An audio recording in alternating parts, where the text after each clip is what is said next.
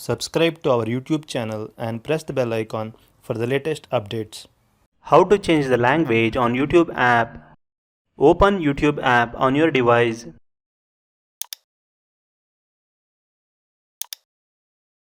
Log into your YouTube account if you are not already logged in. Tap on your profile picture at the bottom right corner of the page. Now tap the gear icon at the top right corner of the page. In the settings page, tap on General Settings. Tap on App Language. Now choose your preferred language.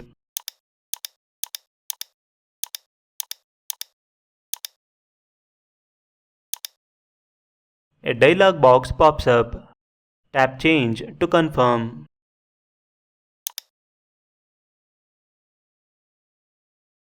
As you can see, YouTube display language has been changed to our preferred language.